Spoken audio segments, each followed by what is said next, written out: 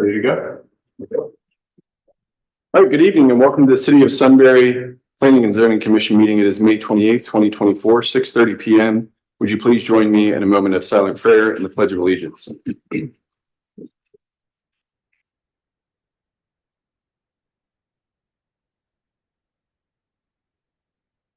Amen. Pledge allegiance to the flag of the United States of America and to the republic for which it stands, one nation, under God, indivisible, with liberty and justice for all.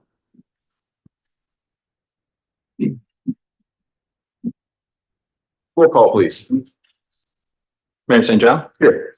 Mr. Kokenauer. Here. Mrs. Miller. Here. Mr. Grumney. Absent. Ms. Crawford. Absent. Mr. Stotman. Here. Four present, we have a quorum. Mr. Grumney messaged me a little bit earlier. He should be about 10 minutes late, so we can expect him. All right, the first item on our agenda is an informal presentation from Hitachi Astemo in addition to their industrial building. And the process will be the applicant presentation and then any commission discussion. Again, this is an informal presentation. I'd like to welcome any one of the folks up from Hitachi Astemo to give a brief overview of the program that you have coming forward.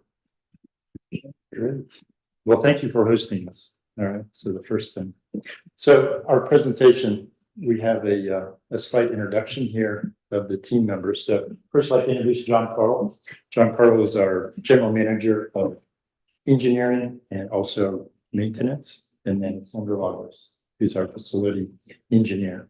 So she'll be headed up and she'll be the face of the project. So John and I are here to share a little bit of information related to who we are at Hitachi Astemo. So the next slide is about a 3-minute video that explains a little bit about who we are as Hitachi Astemo.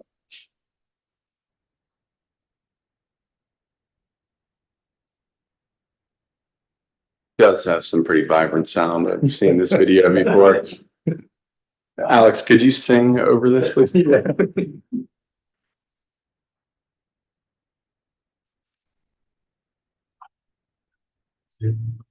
What we deliver through our technologies. Mind if we start that over? Yeah. There's a little bit of narrative there.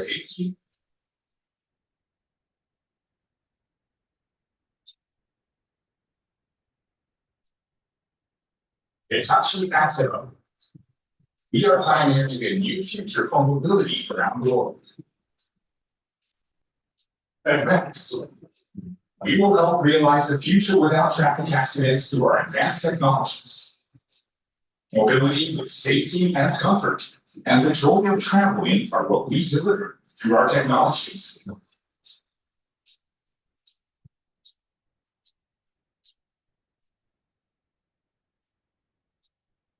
Sustainable. We create products that reduce the environmental impact and establish greener initiatives to help realize a sustainable society. Through vehicle electrification and implementing carbon neutral initiatives, we will realize cleaner air and a greener earth for future generations.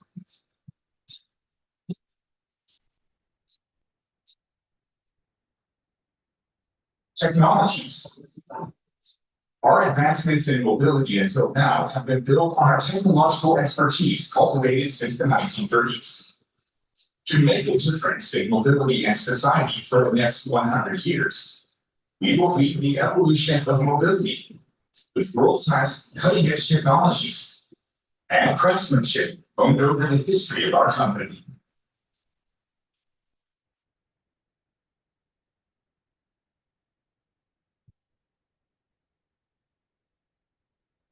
Right.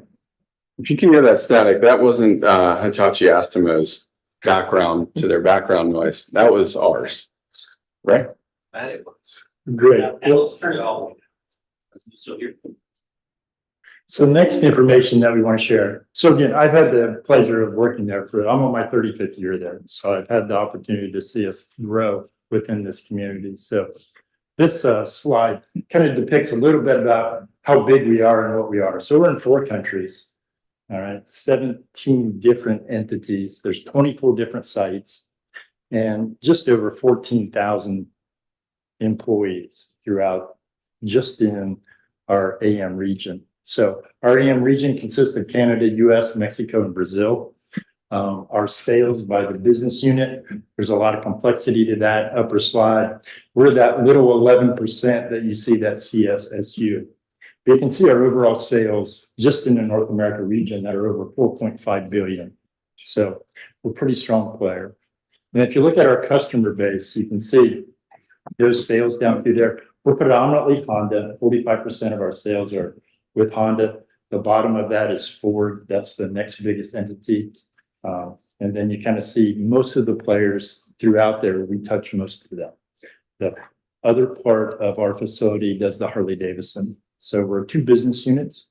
We're the chassis suspension and the motorcycle suspension side here in Sunbury. Next slide.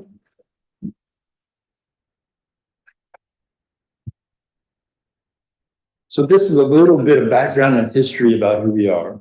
All right, so we established ourselves in the US in 1981. In 1986, Sunbury Components was established. So that's at the site that we're currently at. And you can see through 88, that's when we really started mass production here at our Sunbury facility. The product mix, you can kind of see down below the chassis suspension side, a wide variety of shock absorber dampers are produced there. And then on the right side of that is the motorcycle suspension. So again, two different business units within our facility. Next slide. And this is a little demographic. So you can see little just under 500 associates that we have. We can see the demographics, male, female, temps and full-time. But the item that we're most impressed with is if you look at the years of service. So the years of service in both the management side and our associates. We take a lot of pride in that retention. We take a lot of pride in having that team together and building something here in the community. Next slide. And then this is just a little bit about who we are as far as what we're engaged in. So our commitment to safety, our commitment to quality, our commitment to the environment, and our commitment to the community. So the commitment to the community, we're very active in Big Brothers Big Sisters. And so that's been our number one charity that we've had throughout, basically throughout our tenure here in Sunbury. Next slide. And then the big driver of our retention is our Sunbury Wellness Center. And if you're not familiar with that, it's just across the street from the plant. It's in that little building. And so that is staffed by, I think, 5 healthcare professionals. It's open to our associates and their families. It's all free. So we've had very good success with that. And that's one of the biggest retainment items that we've had with our associates. And I think we're on our 5th year of our healthiest employers. So this says 2022, but I think we received that in 2023 and we have 5 years in a row running with that. So next slide. And then we do have 2 certifications. We're ISO 9001 certified and then 14001 on the environmental side.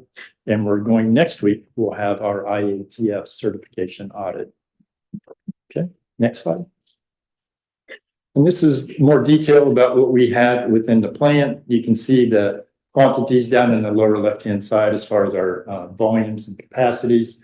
We are 72% chassis side. All right, that's our largest volume. Here's more of a model mix that you're looking at. Predominantly Honda again, and then Harley-Davidson, some Subaru business, and then some expansion into that motorcycle business with BRP. Okay. Then looking at the detail, you can see just over 90% all focused on Honda.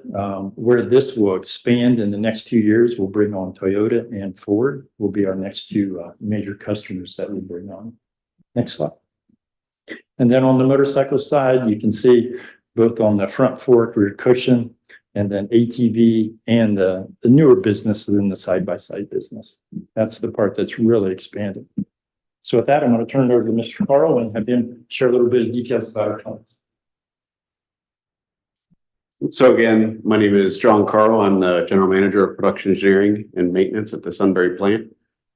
We had prepared a couple slides to illustrate the proposed expansion, the reason for our visit today. So I'll start with the left image of the screen there. You see the plant as it is today, and one of the key notes here is we've spent years upon years attempting to streamline the operations of the plant. So we've really encouraged and developed a north-south production flow within the plant. So that starts with our rod lines on the north side of the plant, finishes with assembly on the south side of the plant.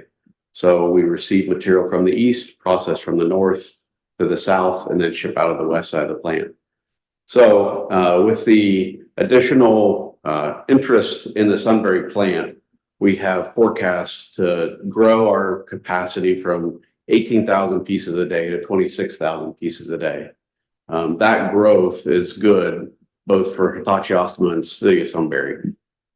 So that has led us to the point of needing additional square footage under roof. So moving to the right image, you'll see the proposed 42,500 square feet addition. And that addition would basically house some displaced processes within the plant, and then additional growth opportunity to absorb that capacity increase. So the schedule as we've got shown, we have started obviously the drawing and permitting process. We'd like to proceed with potential site preparation within the month of June. Really the end game is we would like to work towards occupancy in December of 2024. So next slide. So the next slide just further illustrates with a topographical view of the expanded area. The view there on the left side of the page, you can see West Cherry Street or 3637. You can see the street there to the left side of the picture is Kittner Parkway. As you progress down Kittner Parkway, we currently have the first entrance into the plant, which is the associate entrance. And then we have an idle trucking entrance, our main trucking entrance, and then a services and MRO entrance finally. That services and MRO entrance is the area we would look to expand truck traffic into the expanded space. So you can see shown in the orange would be truck traffic and loading that would deliver material to two dock doors on the west side of the expanded space. The expanded space is shown in the blue. That space would house some processing equipment and then some storage for raw materials for tubes and rods. Additionally, we've obviously recognized the need for accessibility to the plant in the case of an emergency. So we've planned the fire lane on the north side of the plant. So in total, the square footage expansion is 42,500. We're targeting that December occupancy, and just to continue to further invest in the Sunbury plant and Sunbury site here. So with that, we can take questions. Questions from the commission, comments? I just want to say, as a city council member and a planning and zoning commission member, really excited to hear about your growth. Looking at the history and the continued expansions, all within the original footprint, right? I think that's taken creativity and planning for decades, to be able to do. We're trying to grow with you, and what I mean is support you from an infrastructure standpoint as well. Very much value your workforce and how you handled the pandemic, and it's great to see also just the diversification of products and customers. I mean, I'm sure that each one of us owns or has owned one of those products and driven the things that you produce are the vehicles that house the components that you create. So I'm really proud to have you as part of our community. And thank you for taking the time to walk through and explaining the history here. I know I had just seen that video for the first time, I think a couple weeks ago. So really shows what you mean to our community. So, thank you. Any questions or comments from the commission? Nope. We agree with you. Is this a zoning only approval process? So hypothetically, we're talking about next month, we approve and move forward, or does this need to go to city council as well? This does not need to go to council since Great. it's just an addition. Okay, great. So the plan is to bring formal approval next zoning commission meeting, which is what's the date on that, Alex? June 24th? All right, great. Any questions or concerns from our engineers or staff? No, Mayor, I will say that they have worked extensively with me to date and have already given me some engineering plans, and their civil engineer has worked with me on site plans and stormwater, and I just compliment them a great deal on what they've done to date, more than they would really have needed to. And just say they've done a great deal of work that has gotten to this point, and I foresee them bringing to us a complete set of plans shortly, and we'll expect them to have a complete submittal at the next meeting. So it'll be good. Great. Any other comments from the commission? All right, we'll see you next month. Thank you very much. Thank you very much. Thank you. All right, we're on to the next item on the agenda, and that is an informal presentation. Oops, sorry, updated agenda. Hot off the press. The next item on the agenda is the staff presentation of the Sunbury Parkway District Plan. The anticipated process is the staff presentation. Mr. Hennessy, Alyssa, hello. Hello.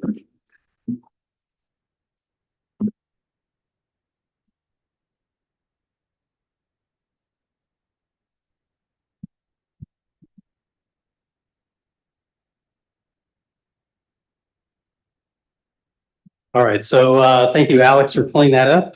So Alyssa and I have a presentation to share with you this evening regarding the Sunbury Parkway District Plan. I think I've talked to the Planning and Zoning Commission once before about what we've been doing to prepare for the future expansion of the future addition, I guess, of the Parkway to the city. So what I'm sharing with you today is the recommendations of a consultant who have put together a plan with the help of some city staff and others, and we'll talk a little bit more about that. Today, we want to give you an informal presentation on the plan itself. The expectation is that we would be back in front of the Planning Commission with a public hearing at the next meeting. So there'll be an opportunity for the public to weigh in as well one more time on the plan as it relates to the Planning and Zoning Commission. There will also be a public hearing process when we get to the city council level as well. So if you could go to the next slide. So like I said, Alyssa is here to help me do the presentation. So most of you probably know that Parkway discussion has been underway for many years. And what you see on the left-hand side of the screen in the dotted area is the area that we define for the purposes of planning the Parkway. So it includes areas that are outside the city of Sunbury. We did talk to our neighbors in Berkshire Township. We asked them if they wanted to be a part of this planning process. They did participate. They didn't participate as a formal member. And I say that because what we have done and what the consultant has done has been to intentionally limit the recommendations to really what's in the city boundaries. So while it is likely to affect the township as well, the recommendations are targeted specifically for what's in the city of Sunbury. The other thing I want to point out here is that council, with the leadership of the mayor, determined that while it's great that we'll be building this parkway, we really need to develop a future land use plan about what happens in and around the parkway. So that was maybe the beginning discussion about why it is we needed to do this master plan, but it includes not only future land use, but also some design standards, how to deal with open space, what the open space requirements might be, a roadway profile, which you can see in the upper right-hand corner. We also conducted a market analysis to determine what the needs are in terms of future uses along the parkway, and all of that helped to inform what you see in the plan itself.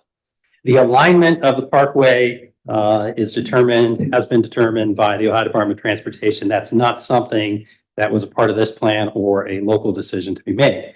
And I reference that because there have been a couple of different versions of the alignment that have been out there, but the alignment that you see here and the alignment that's working its way through the public approval process is being driven by the Ohio Department of Transportation.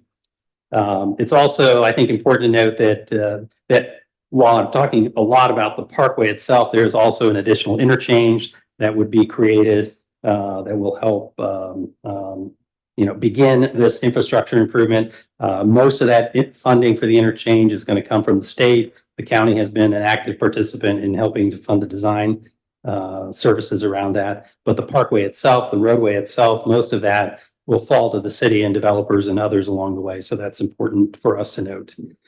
And maybe just as a little bit of an update for this group, we are under the understanding that the Ohio Department of Transportation will initiate construction on the plan next year, or on the interchange next year, with an opening in early 2027. And then there are phases for the construction of the roadway that go over the course of the next 10 years or so, plus or minus. So the next page. So just a couple of things to point out on this slide.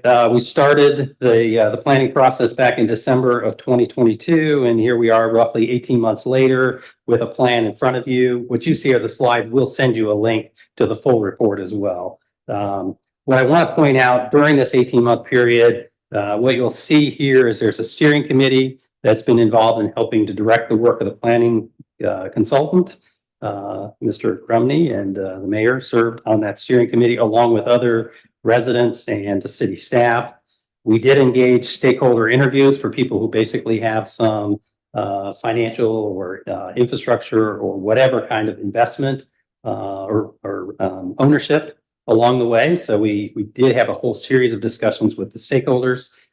We've also had a public survey process that helped, again, inform the recommendations that you see.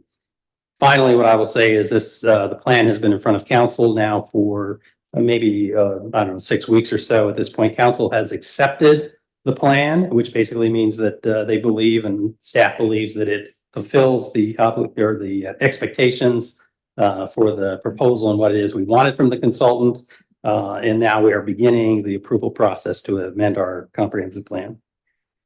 The other thing I'll point out on the screen is we identified 4 key goals for the purpose of the plan itself, so that while this is a tremendous opportunity for the city to identify kind of what happens along the development of the parkway, it also is a significant responsibility as well, because this is going to define at least the western edge of our community for generations to come. So the 4 key plan goals that were identified, the first one is to guide the actions and decisions of local policymakers and leaders. So the hope is that you'll take this plan, and as development projects come in front of you at the Planning and Zoning Commission, that you will look back to this plan and it will help guide the decisions that you make going forward. We also ask that it promote the effective and sustainable use of land and resources. I mean, there's a limited amount of resources and land along this route. Again, we want to use it in the most efficient and effective way possible. So that's another goal that we had asked of the planning consultant. To enhance the quality of design elements. So we've talked a lot about that. I think as a committee that we're trying to ratchet up the design that occurs. So regardless of what it is that's there, that the expectation is that it is a high quality design with high quality products. And so that's what we asked them to include in the recommendations. And finally, to brand and maintain a cohesiveness within the city. The notion here is that we wanted you, when you enter the parkway, you have a sense that you have entered the city of Sunbury, and that it, in some ways, some brand, some consistency, you'll see completely along the parkway and as you enter into the older part of Sunbury. So that's another thing that we asked the consultant to take under advisement. So next slide. As I mentioned, one of the things the consultant did for us is they did the market analysis, and the purpose of this was to identify what the market opportunities and needs are for the Sunbury area and for the county as well, and that it should help us identify then what are the future types of uses that are going to be needed, so that we don't end up with future land uses that really don't have a market opportunity, if you will. There's a lot of data in the report, but I'll just draw your attention to the left-hand column. So some of the key takeaways of the market analysis, basically showing there's about 1 million square feet of additional commercial services gap basically between what is available and what is needed based upon the residents that live in the area today. So 1 million square feet of additional commercial space, 1.4 million square feet of additional medical services, 640,000 square feet of additional retail, 24,000 square feet of lodging, 278,000 square feet of additional dining. So as you look at the recommendations more closely, you'll see uses that help fill that gap. The next screen. Just a little bit more detail, as I'd indicated, this is a little bit more detail about the public engagement process that happened. It talks about the role of the steering committee and what they did, and the stakeholder interviews, kind of who participated and what it is that, why it is that we asked them to be a part of the plan. So next page. So then the plan gets into plan recommendations. And while now you see the plan has started to show some colors, Alyssa's going to cover the proposed zoning districts. But if we skip to the next page, this is, I think, a key point that I want to make sure you understand about what happens and why the planning districts look the way that they do. So part of the planning process was to kind of conceptualize how the parkway would be developed over time. And so the consultant came back to the group and talked about these three different distinct nodes: the highway node, the transitional node, and the existing node. So basically what we're trying to do with the land use recommendations in the highway node is to attract and support catalytic uses. It does talk about pretty significant density there, but there are also lots of infrastructure needs associated in and around the interchange. And that level of density also helps support the infrastructure around that. And then the other kind of key point I would pull out of here is it tries to identify a full range of housing options. Not all of those housing options necessarily occur in the highway node. Again, limited with respect to single family, but trying to encourage those other types of residential uses that might be a little bit more high density, not existing in our community today, and more appropriate to occur out near an interchange and not close to a historic downtown. The transitional node, I think the key point here to take away is that there is a significant natural feature that exists in this area, and the consultant has talked about preserving that green space and using that green space in such a way as to maybe create a recreational destination point. There may be some density in and around that recreational use, but here, again, the important thing to take away, I think, is this notion that there would be fairly significant green space in this transitional node. And then the other kind of important point to note here is that the transitional node is meant to kind of connect that high density in interchange use with what is, again, closer to our downtown, what we call the existing node. And then the existing node, some of that is already beginning to develop. That includes the Kittner Crossing development that you've seen. I mean, it's that kind of place. And so those are the key nodes. And like I said, they inform the land use districts that were recommended. And with that, Alyssa's going to tell you about the land use districts. So the land use districts are intended to be used as a flexible outline to guide future development. So the districts include neighborhood residential, neighborhood mixed use, gateway residential, gateway mixed use, residential, gateway commercial and industrial, and preserved open space. In the Parkway Plan, each district includes stylistic and character-based guidelines for development, examples of primary and secondary land uses, and height and story limit suggestions. So the first one is the neighborhood residential district. This district offers an urban development pattern and applies a village scale approach to design cluster homes, duplexes, triplexes, fourplexes, townhomes, courtyard apartments, apartment multiplexes, and live/work units. The neighborhood residential district is applied in the transitional and existing nodes. The compact development accommodates housing demand on a smaller scale of land, which allows for more land to be preserved as an open space. The neighborhood mixed-use district accommodates diverse housing styles in a compact development pattern. This district will allow for mixed-use commercial buildings that would meet the daily and service needs of nearby residents. There will be wider sidewalks in this district, which will increase accessibility and accommodate foot traffic between businesses. This district will also be located near residential areas to create small walkable commercial areas. The neighborhood mixed-use district is applied in the transitional node and where the parkway will intersect with US 36 State Route 37 in the existing node. The Gateway Residential District encourages intensive development at medium and high densities and walkable blocks. It's similar to the Neighborhood Residential District. However, this district accommodates larger developments, such as apartments and condos up to 5 stories tall. Planned developments are permitted to construct apartments over retail to locate services next to residents. This district is recommended in the highway node to support commercial and residential use around the parkway. The Gateway Mixed Use District incorporates different and diverse use groups with vertical and horizontal orientations. Equal weight should be given to both mixed use oriented projects. Both forms of mixed use yield positive results when appropriately implemented and executed. Both vertical and horizontal oriented projects should be constructed in walkable blocks with minimal setback entrances located along the sidewalk with sufficient pedestrian infrastructure. This district is recommended in the highway node close to I-71. The residential district is characterized by traditional low-density development.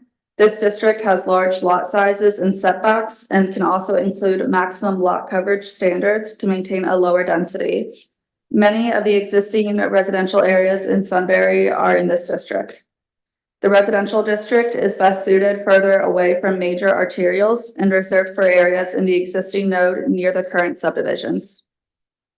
The Gateway Commercial and Industrial District promotes development to serve local and regional travelers that are more auto-oriented and close to the interstate. This district also supports high-intensity employers in industrial development, in addition to daily retail and service uses. This district is best suited and primarily applied to along the existing US 36 State Route 37 in the highway node. Preserved open space preserves undeveloped areas and natural features while accommodating active and passive recreation. Parks, trails, and sports fields are ideal uses for this district. However, the intensity of development should be reviewed for alignment with environmental goals. This district is primarily applied to in the transitional node around Little Walnut Creek. All right, and so to wrap up the report itself, so the next couple of pages show you land use and zoning recommendations as listed in the report itself. I'm not going to go through it in its entirety, but the first section there deals a lot with the zoning, proposed zoning changes or the necessary zoning changes. And so that's another area in which we would anticipate we'll be back in front of the Planning and Zoning Commission at some point to make recommendations to amend our zoning code to adopt zoning districts that are similar, maybe not identical to what has been proposed by the consultant, but similar to what the consultant has recommended. So they've indicated here there may be an overlay strategy first and a zoning adjustment second. But again, we're still trying to determine the best way to, I think, tackle that from a staff perspective. On the next slide, talks a little bit more about placemaking recommendations. As I'd indicated, one of the goals that we had outlined for them is this notion that when you get onto the parkway, you're beginning to feel like you're in the community of Sunbury. And we feel like, placemaking recommendations are a way to help reinforce that message. So there are a few examples on the next screen, which I'll talk about here in just a second. And then we did talk to them, or we did ask that they look at the utilities and make some recommendations there. There's not a lot of depth necessarily to these recommendations beyond what I think we already knew we needed to do. But I will say that at least the third point talks about the importance of adding fiber optic duct work along the parkway to help support development. That is, I think, a city priority moving forward. So we definitely want to make sure we get that incorporated into our building standards.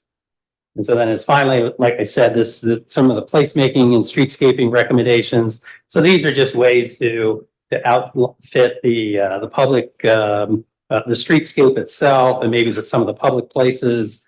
Again, whether that's through street furniture, whether that's through striping and markings, whether that's through landscaping, what have you, all of that can create some sense of place. And so there are a series of recommendations in there that we would ultimately want to make sure we get into our zoning code as well.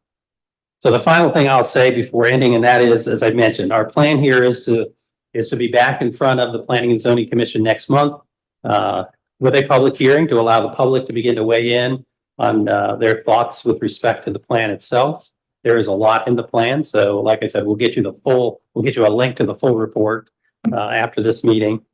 The public planning process begins an effort to update our comprehensive plan. So the city's comprehensive plan was updated in 2016, but it does not speak to this area to the west of the city. So the end goal here would be to amend our existing comp plan to add this plan or a version of it, something close to it, to that plan, so that again, as development comes along, it informs the decision making that you'll make and council will make along the way.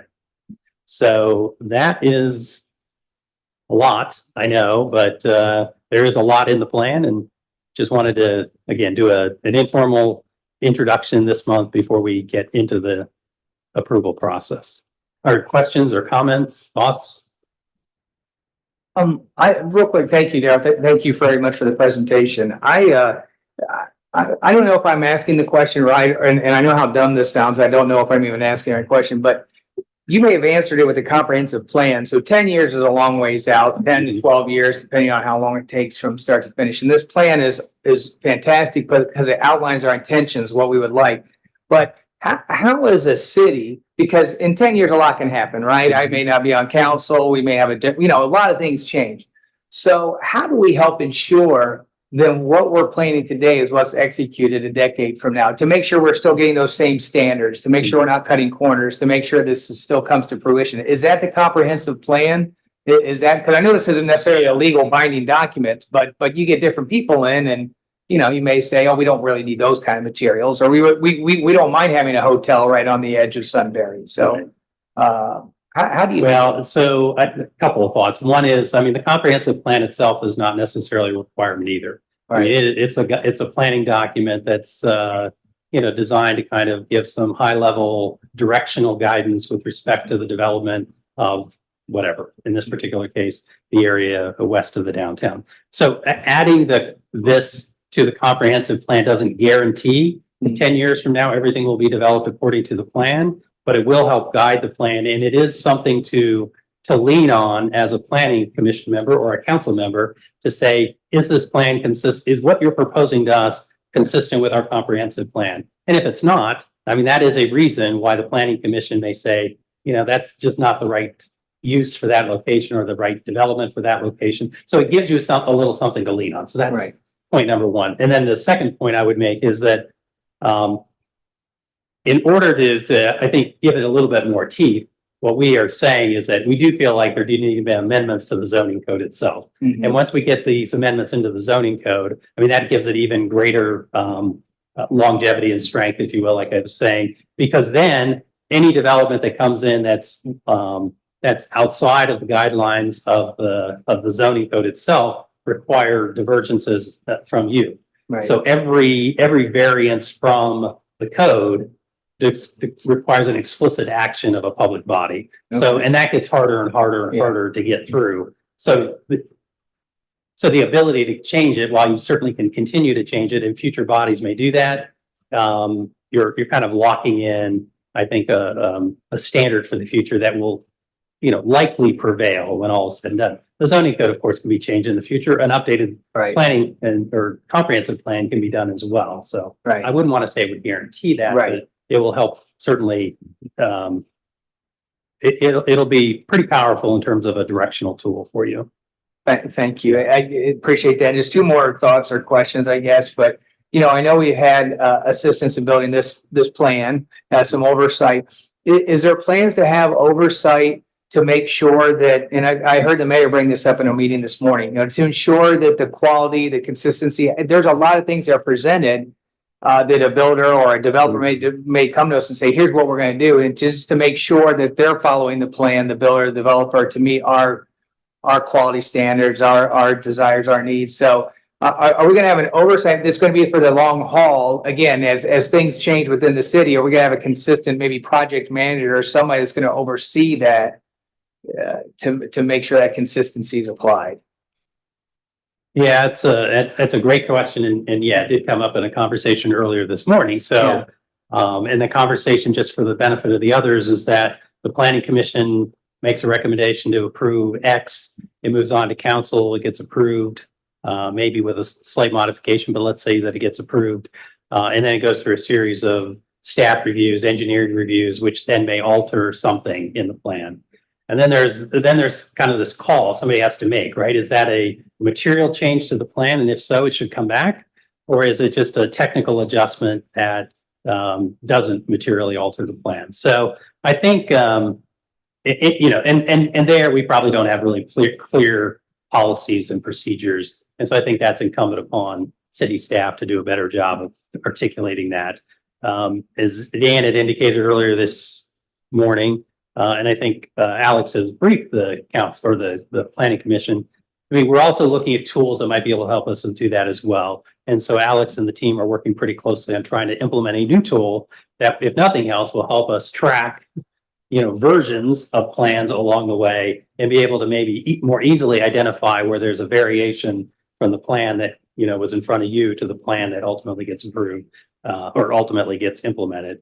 So I would say, yeah, we've got to get the tools in place. We definitely need to do better on the policies and procedures, and staff are learning along the way. You know, I mean, Alex and Alyssa are relatively junior members of, you know, the profession. And so they're learning. Dan's. I guess that's my point. And not because of Alyssa and Alex, because they do wonderful jobs. I'm just saying, like, it's not just like, oh, we're building a housing development here, or there's a commercial building over here. You may have 4, 5, 6 significant projects going on at one time. And how do we just make sure as a city, because that's going to be, I mean, that's going to be overload for the current staff. Now, maybe we look different in 5 years from now, but I'm just saying current staff, that would be overwhelming, I would think, to have to try to manage and keep track of all of those projects. Yeah, and I think that kind of gets to the point of, you know, making sure that we are appropriately staffed to support the size community that we are and the growing community that we are. And I think we're getting there, certainly. I mean, we have more planning support than we had a year ago when we were here. It doesn't mean that we're perfectly situated yet, but again, I think more clearly articulated policies and procedures, regardless then of who's in those positions, you know, will help inform whoever is in that role to how to act. And then, like I said, we do need to probably staff to the right size. There's a lot going on. There's no doubt there's a lot going on.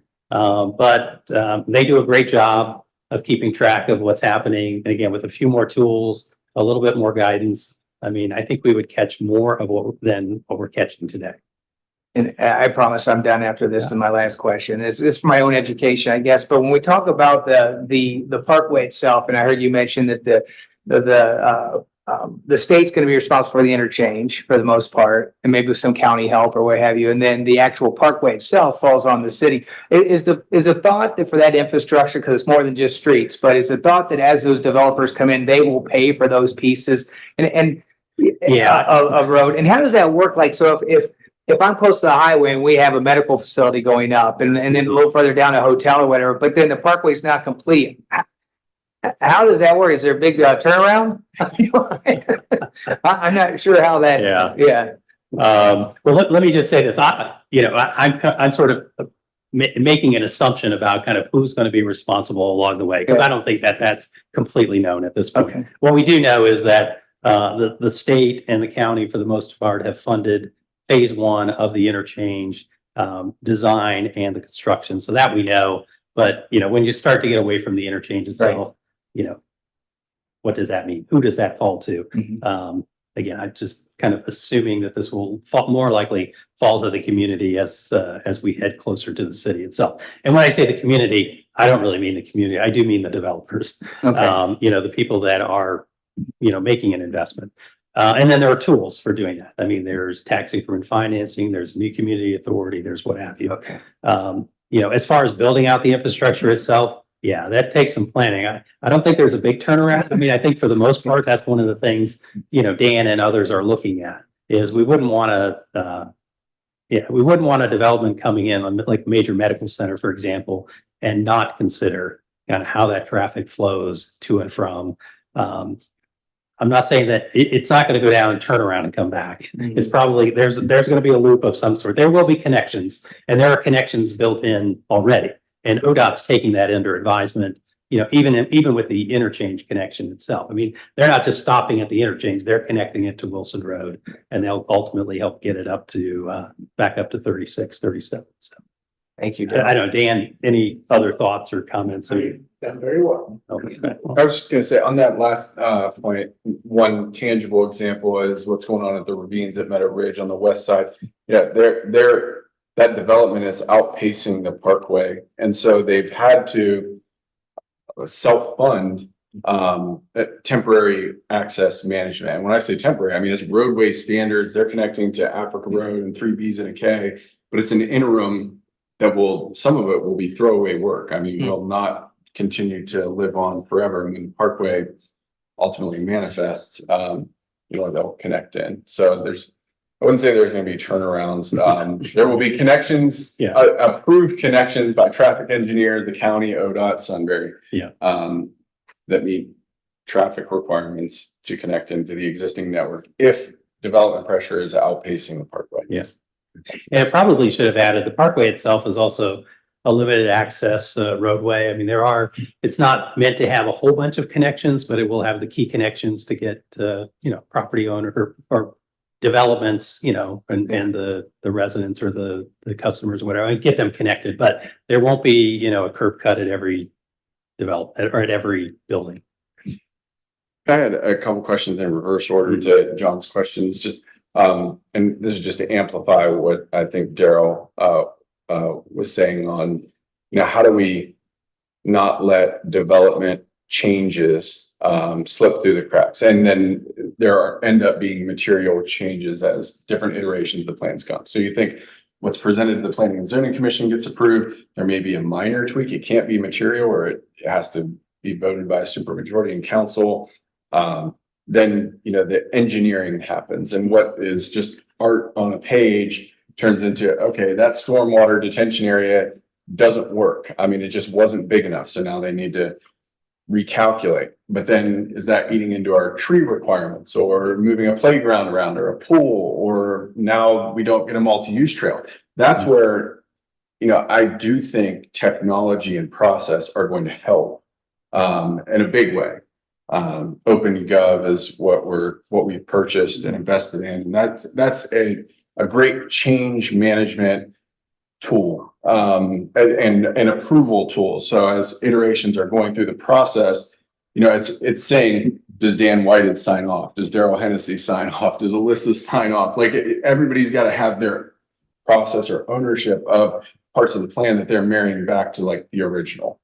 But the other thing that Daryl didn't necessarily say is, we as council and planning and zoning should help push this too, is we need to support Daryl and team with staff. And when we're having budgeting discussions, the numbers in the zoning report line directly up with financial and expense numbers. And when you're growing at 20% or 25% every year, that is not sustainable at the rate that we are investing in staff.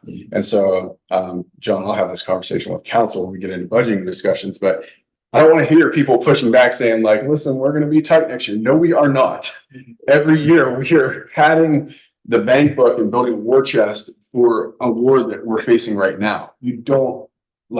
We have to be investing in people now to build up our bench. Alyssa and Alex have been here like a couple of years now, and right? Yeah, that's year and a half. Year and a half? About a year. Right. Like they're our experts. Yeah. They need to be training other folks. So I'm not trying to get on a high horse or soapbox on this topic, but that's the thing that scares me is the demand is already here. The housing units are already approved. The stuff is already happening, and we need to get technology, process, people that are reviewing and people that are enforcing in place now to help these guys. And then one more thing I was going to say, look to your original question, and just to amplify again what Daryl said, zoning code is law. So the more teeth, the more stringent requirements around using words like shall and must adhere to design standards referenced in the comprehensive plan. That's the type of teeth we need to have to make sure that it's harder to, find a loophole to our standards. But the master plan also should have like design standards embedded in it, which it will if we accept the plan as an amendment to our comprehensive plan. And the one thing I think that maybe wasn't hit on enough on the presentation was the focus on connectivity and walkability. And you may have said that or maybe skimmed over it a little bit, but land use is a big part of it. But another big part of it for me as one of the steering committee members was, these blocks, when you have taller buildings, can seem daunting if you're walking 1,000 feet to the next crosswalk. We need to really focus on, taking the human perspective when developing these blocks. And even if it is a hospital that's 5 or 7 stories high or something like that, it can't be, 1,000 feet long where people are having to walk around a building. Like there's got to be ways for bikes and people to traverse and ways for people to park close to where they work, live, play.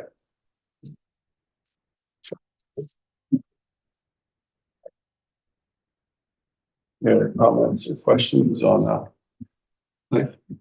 Jason? Lots of questions. There's a lot of information here. I'll just say that I'd like to report. I guess my one question is, anytime we're evaluating a plan, it's nice to have a second plan. And I know that's probably not feasible. How do we know if this is the good, better, or the best plan going forward? I can tell there's a lot of work went into it, but without a point or a counterpoint to the point, there's a lot here that's going to be happening and important decisions that are going to get made here soon about what to do and what's next and all the valid points and good points you're bringing up about our future.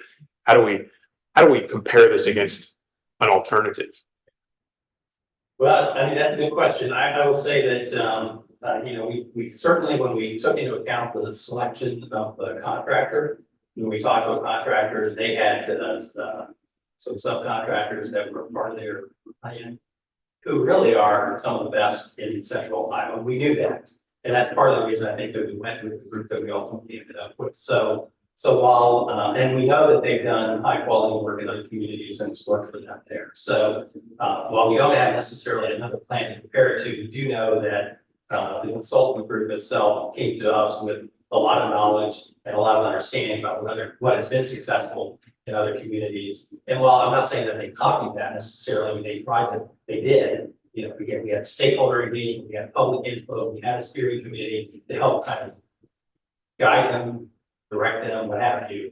I feel good about the team. I feel good about their experience. I think people generally feel good about the plan that they see in front of them. All of the stakeholders who are impacted by it, again, feel like, yes, this moves us in a direction that's, again, positive, doable, consistent, again, with what ODOT is trying to accomplish and what others might be trying to accomplish in the region. So I guess that may be the best answer unless somebody else wants to. I would also just add, well, to answer your question in kind of a sarcastic way, is like the plan that we have now, and I mean our current zoning code and our comprehensive plan are what I'm comparing it against. And if you want to know what that looks like, look from McDonald's to Subway. That's our zoning code. And if you want the Parkway to be that, then and I'm not saying you do, all the way out to the freeway with overinflated parking. That's one thing that stands out to me. The varying standard of where buildings are and is it walkable? Absolutely not. So that was the whole thing that kind of spurred this for me. I had this nightmare scenario of why we need to do this planning study. We don't have the time or the funding to do this study again and compare another option. We do have the ability to rationalize the plan, take it and potentially make amendments to it before we would add it as an addendum to the master plan. But that, the conversations that the stakeholder or the steering committee were having were, okay, I mean, these are the real life conversations that we're going on. I don't like density. Okay, what is density? 10 units to an acre. Okay, what do you not like about it? I don't like that it brings crime. Or I don't like that, you know, it impacts schools. And then on the other side of the coin, it's like, okay, but how do we actually pay to have green space? Because there's got to be an offset. You can't just say like, you're going to have no development and the whole thing's going to be green space. That was like some of the survey questions where you're like, that does not equate. That can't happen when you have a major roadway corridor. You know, how do you pay for sewer lines? How do you pay for water lines, fiber lines, multi-use trails? All the things that like you need or want, and there has to be a trade-off. And I think back to Daryl's point earlier, we get one shot at this, especially we have one United States interstate highway that runs through Sunbury, and it's a very small section of Sunbury. And you can only capitalize on that once. So if you're going to place a bet or like put your chips in one basket and say, this is where we need to have density to kind of allow that softer transitional use back into like the existing Sunbury, that's where you have to take it. If not, you'll end up with a unwalkable, not pedestrian friendly corridor all the way through. And the last thing I'll say is the stakeholder input, I think, was very valuable. We did that very early on.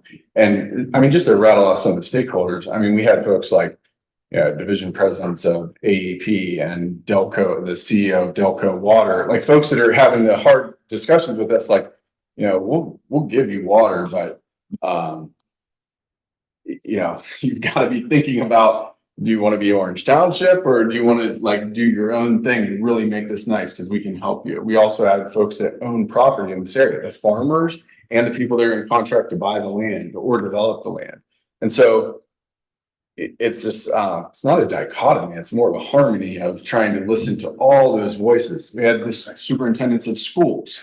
We had educational partners, we had business partners, that they wanted to did try to diversify it as much. We had the utility partners there, so other impact. We had Berkshire Township and I think we had Berlin Township and some county engineer. I mean, all folks from like a myriad of backgrounds that have gone through this and seen it done the right way and the wrong way. And that's what makes me feel like we've got a good plan. And that's my own. I would add too, thank you, Mayor. I would add too, Jason, I think that's a great question. And I think the committee, the stakeholders, all the group and the work that went into this, there was other options explored. So it wasn't just like the consultant came and said, here's your plan, look it over, make a few tweaks. There was a lot of iterations of, okay, what if we do this? What if we do that? What will this look like? So I think we did do what you're asking, but as far as a recommend, you make one strong best and final recommendation. I think that's what we're looking at here.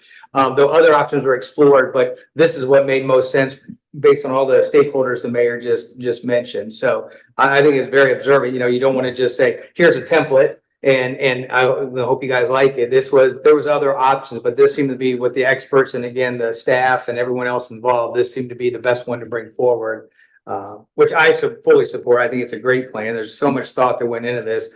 But I do respect your question because you do want to know that it was this the best thing for us. And I personally believe being a little, somewhat close to, not as close as everyone else, but this seems to really have taken a look at all the different angles. So those are excellent testimonials. So I appreciate you guys kind of filling me in, I guess, on the recent history. I know in one of our recent meetings, there was a group zoning that the word regret came up in that meeting, and none of us wants to feel regret. We all want to be well informed. We all want to make good decisions, but when we're making big decisions about future things, it's challenging.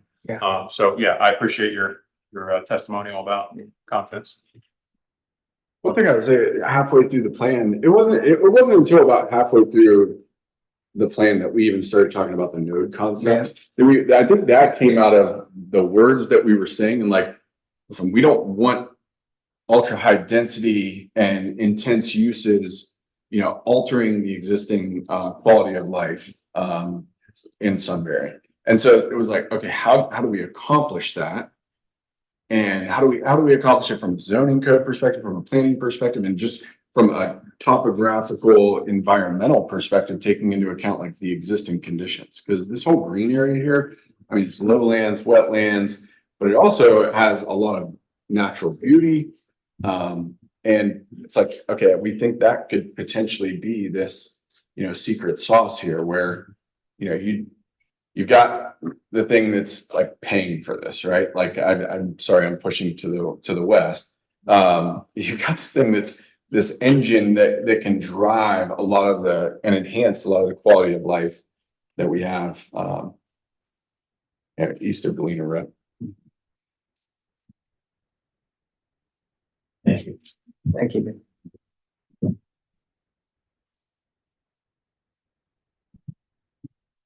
Alex, are we on to the next item on the agenda?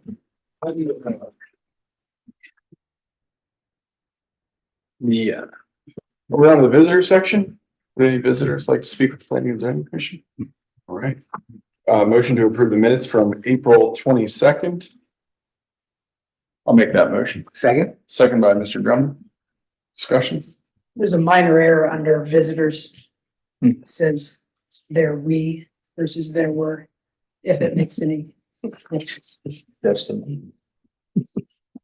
We'll change. All right, we'll make that edit. Roll call. Mayor St. John, Yes. Mr. Drummond, Yes. Mr. Gokenhour, Yes. Ms. Miller, Yes. and Mr. Stotterman. Yes. 5 yeas, motion approved. All right, we're on the zoning report. Perfect. So zoning report for April 20th going into May 23rd. We had a lot of zoning certificates issued, 27 total. I believe 16 of those were for new builds. So we're mainly looking at our three biggest subdivisions now, Rolling Hills, Price Ponds, and now Eagle Creek out west. Those are our key contributors to those numbers there. A lot of deck permits as well. And looking at, we had an egress window, which we typically don't have too, which was a unique one to do. As far as other permits go, we had 8, 2 of which were through variances through our Board of Zoning Appeals. Both were fences, one for commercial use and one for residential use. And then we had 13 occupancy permits as well. Oh, and then along with 7 zoning violations, 1 going to commercial and 6 warnings going to residential. All of those have been solved or are moving forward with the next step, having discussions with the resident in question. We had 16, as I said, new builds this month, greater than our 15 from last month, and last year in the month of May, we had 10. So still on that peak up. We're currently 15 over our 2023 total going into May. So we've had kind of ramped up a lot quicker this year, I think, than we did last year. And already looking at what we've had so far since I've made this report, we're already higher than that as well. So any questions regarding zoning, new builds, numbers and all? And then obviously continued work with OpenGov, doing that training 2 hours a week with them. So I will have that going on Thursday, but learning a lot through there and definitely will be useful, as you guys were saying earlier, especially with our bigger developments, our commercials and our industrials coming in and keeping up with all the plans as we submit them. Great job, Alex. Thank you, Alex. Any discussion or new business? No. I have one thing. I created a list early in the year, and I don't think I circulated it with planning and zoning. I think I sent it to Mr. Hennessy, maybe Alex, maybe John. We used to like have a running list of potential zoning code changes that the Planning and Zoning Commission would recommend. Joe, you remember those days? Mm-hmm. And they would warrant discussion, and if the zoning commission elected to make the changes, we would just legislatively make those changes to the code. I'd like to bring that forward, at least my kind of brain dump list. And the things that are on there are like, any new development that puts in utilities, they should all be underground utilities versus above ground power poles, those types of things. I mean, they're primarily aesthetic, but also functional items. So I also encourage you, if you have items that you'd like to bring forward, we should probably have Alex start keeping a master list. So if we are going to make changes, they're not just one-off changes all the time. We can kind of compile a list and, make those as the year goes on. I'll get that to you, before our next meeting. Sounds good to me. I already have a list myself, so I can just either add everybody to it or make a new one and invite everybody to it as well. Okay, that'd be great. And, is it next month's meeting okay to actually like bring a copy of that forward? So we can. I can try to send it out. I'll send out the link to it here, or later this week, just so everybody has it. And if you guys have anything off the top of your head you want to add, and then we can just discuss through all of that when we get into next week. I actually think that's a great idea. One of the things, if we kind of make a timeline so that like, this is our list through, let's say, July. And then we can go through the process and start a new list after July. Yeah. But the other list is going through the process so that you can have things effective January 1 of every year. Not a bad idea. That's one of the things I. Thank you. All right. Any other new or unfinished business? All right, next meeting date, June 24th, 2024. Looking for a motion to adjourn. Motion. We got a motion by Mr. Gokenhour, second by Ms. Miller. Discussion. Roll call.